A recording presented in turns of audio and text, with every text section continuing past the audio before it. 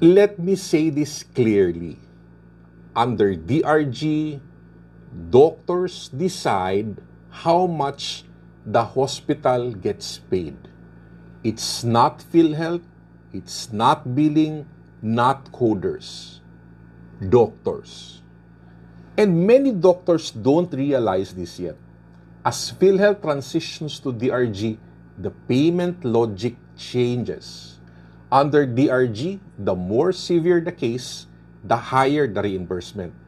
More complications, more comorbidities, more clinical complexity, higher payment. But only if one thing exists: proof.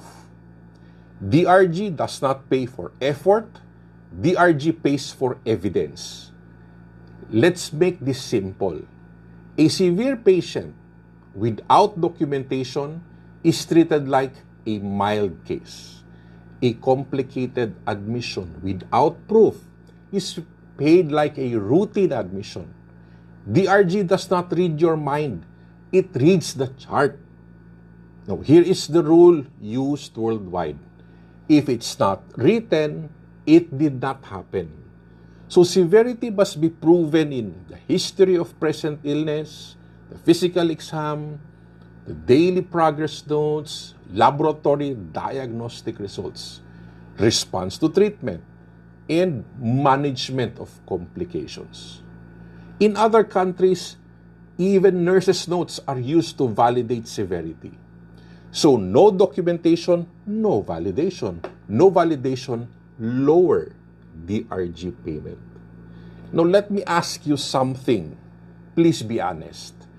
How often do you document only the admitting diagnosis? How often do you underwrite comorbidities because obvious naman? And how often do you skip linking the labs to the clinical decisions? And how often do you write short progress notes with no clinical trajectory? That may work in all cases, right? But I bet you, under DRG, that will cost money. The biggest DRG problem is not coding. It's doctor disengagement. So when doctors do not attend DRG discussions, do not join training, do not understand how DRG works, they unintentionally limit hospital income.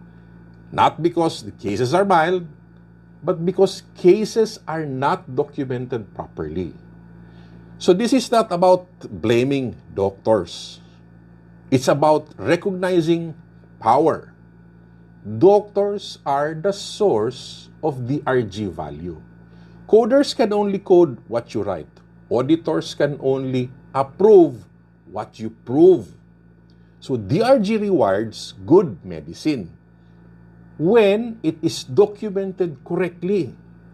If hospitals succeed under doctors, document severity intentionally, captures comorbidities early, show disease progression in daily notes, link the labs to clinical decisions, and understand what increases the DRG weight. They don't write more, they write strategically. So here's the danger. Hospitals will treat severe patients.